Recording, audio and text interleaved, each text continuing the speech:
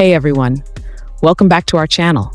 Today, we've got an amazing tutorial for you on how to create a slow DNS server and set it up on HTTP Injector. Before we dive in, if you're new to our channel, don't forget to like, subscribe, and share this video. For more VPN updates and hidden tricks, check out our blog. Let's get started. Open your favorite browser and search for VPN Janet. Click on the official website link. On the home page, click the menu button in the upper right corner. Select Free VPN from the menu list. In the pop-up window, click on SSH Tunnel. Choose your desired location.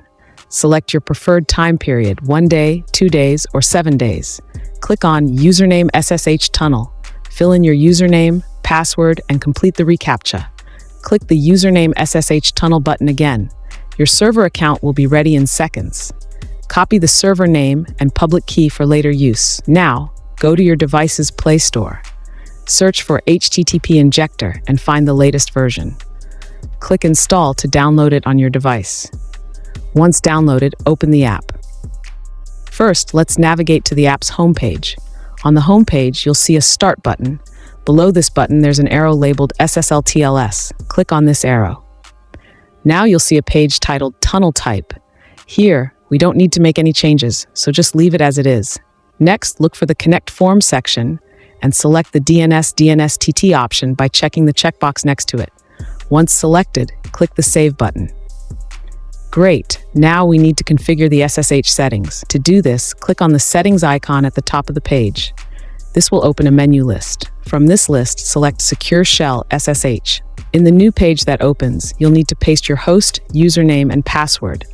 Once you've entered these details, go back by clicking the arrow button. Next, from the menu list, click on DNS/DNSTT. This will open the DNS Resolver page. Here, you can choose a DNS resolver from the list, or keep the default option. After that, paste your DNSTT name servers and DNSTT public key. Once you've added these details, go back to the home page. Now, click the Start button to connect to the secure web connection.